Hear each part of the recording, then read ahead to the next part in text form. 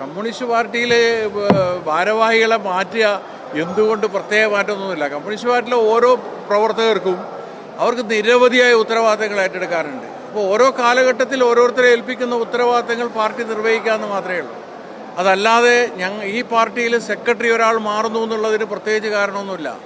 അത് പുതിയ പുതിയ ആളുകളെ, ഇപ്പോൾ ഞാൻ കഴിഞ്ഞ 2017 ജില്ലാ സെക്രട്ടറിയായി വരുമ്പോൾ ഞാൻ ജില്ലാ സെക്രട്ടേറിയറ്റിൽ പോലും ഇല്ലാത്ത ആളാണ്.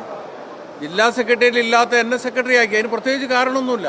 ഒരു കാലഘട്ടം, അതാത് കാലഘട്ടത്തിൽ പ്രത്യേകിച്ച് പാർട്ടി ചർച്ച ചെയ്യുന്ന ഏറ്റവും പ്രധാനപ്പെട്ട കാര്യം യുവജന രംഗത്ത് നല്ല രീതിയിൽ പാർട്ടിയിൽ യുവാക്കളുടെ എണ്ണം, യുവജനങ്ങളുടെ എണ്ണം വർദ്ധിപ്പിക്കണമെന്ന് നന്നായി ചർച്ച ചെയ്യുന്ന ഒരു കാലഘട്ടമാണത്. മാത്രമല്ല പാർട്ടിയെ നയിക്കാൻ യുവ നേതൃത്വം തന്നെ ഉണ്ടാകണമെന്ന് ചിന്തിക്കുന്ന ഒരു കാലഘട്ടമാണത്. കാരണം പുതിയ കാലഘട്ടത്തിൽ പാർട്ടിയെ നയിക്കാൻ, അപ്പം അതിന് മറ്റ് എന്തെങ്കിലും തരത്തിലുള്ള ഒരു വിശദീകരണത്തിൻ്റെ ആവശ്യമില്ല.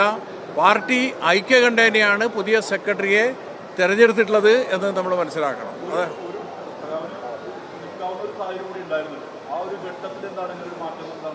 അല്ല അതങ്ങനെ ഒരുപാട് ആളുകൾ മാറാറില്ല. ഏരിയ സെക്രട്ടറിമാർ എത്രയോ ആൾ മാറിയിട്ടുണ്ട്. നിൽക്കാൻ തന്നെ 3 ഘട്ടം എന്ന് പറയുന്നത് മൂന്ന് ടേമിന് അപ്പുറത്ത് നിൽക്കരുത് എന്നാണ്. 3 ടേം നിൽക്കണം എന്നല്ല അതിൻ്റെ അർത്ഥം. 3 ടേമിന് അപ്പുറത്ത് നിൽക്കാൻ പാടില്ല. എന്നാൽ 3 ടേമിനകത്ത് 1 തവണയായാലും മാറാം, 2 തവണയായാലും മാറാം. 3 ടേം വരെ നിൽക്കാൻ പാടില്ല. അതാണ് പാർട്ടിയുടെ നിലപാട്. അതല്ലാതെ അല്ല, നേരത്തെ ജില്ലാ സെക്രട്ടറി ആയിരുന്ന ഗഗാരൻ നിങ്ങളുടെ മുമ്പാകെ എല്ലാ കാര്യങ്ങളും വ്യക്തമായിട്ട് പറഞ്ഞു. എല്ലാ നടപടികളും ഏകകണ്ഠമായിരുന്നു. എന്നാൽ സഖാവിൻ്റെയും കൂടെ നിർദ്ദേശത്തിൻ്റെയും കൂടി ഭാഗമായിട്ടാണ് പുതിയ സെക്രട്ടറി വരിക. വ്യത്യസ്ത അഭിപ്രായം ഉണ്ടെങ്കിലല്ലേ ഏകകണ്ഠമായ നടപടികളായിരുന്നു ഉണ്ടായിരുന്നത്. ആര് അതിന് കമ്മ്യൂണിസ്റ്റ് പാർട്ടിയെ കുറിച്ച് നിങ്ങൾക്ക് അതിനെപ്പറ്റി ധാരണ വേണ്ട. കമ്മ്യൂണിസ്റ്റ് പാർട്ടിയിൽ ഒരാളുടെ മാറാൻ താല്പര്യം, ചേരാൻ താല്പര്യം എന്ന് പറയുന്നതൊന്നും കമ്മ്യൂണിസ്റ്റ് പാർട്ടിയിലില്ല. ഞാൻ ആഗ്രഹിച്ച് സെക്രട്ടറി ആവുക, ഞാൻ ആഗ്രഹിച്ച് ഒഴിവാവുക എന്ന് പറയുന്നതല്ല കമ്മ്യൂണിസ്റ്റ് പാർട്ടിയുടെ സംഘടനാ രീതി. അത് വളരെ കൃത്യമാണ്. അതിൻ്റെ സംഘടനാ രീതി എന്ന് പറയുന്നത് കമ്മിറ്റിക്കകത്ത് ചർച്ച ചെയ്ത് ഉണ്ടാക്കുന്ന പൊതു തീരുമാനത്തിൻ്റെ ഭാഗമായിട്ടാണ് നിൽക്കുക. അതിൽ ഐക്യകണ്ഠേന എന്ന് പറയുന്നത് എൻ്റെ കൂടി അഭിപ്രായത്തിൻ്റെ ഭാഗമായിട്ടാണ് പുതിയ സെക്രട്ടറി വരുന്നത്. അതാണ് ഐക്യകണ്ഠേന എന്ന് പറയുന്നത്. അതിൽ വേറെ വ്യത്യസ്തതകളില്ല. പാർട്ടി എന്ന് പറയുന്നത് ഞങ്ങളുടെയൊക്കെ ജീവിതത്തിൻ്റെ ഭാഗമാണ്.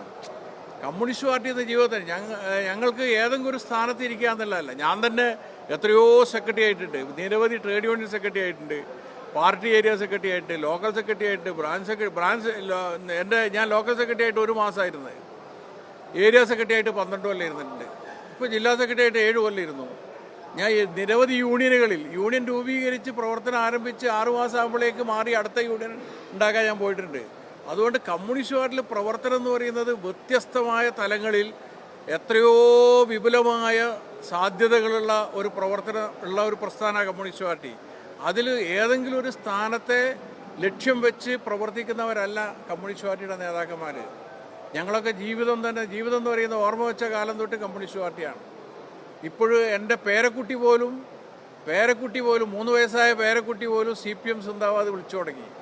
അതാണ് ഞങ്ങളുടെ ഒരു രക്തത്തിൽ തന്നെ അലിഞ്ഞേർന്ന ഒരു രാഷ്ട്രീയ പാരമ്പര്യം എന്ന് പറയുന്നത്. അതിൽ വേറെ ഏതെങ്കിലും തരത്തിലുള്ള വ്യാഖ്യാനങ്ങൾ ഇക്കാര്യത്തിൽ ആവശ്യമില്ല.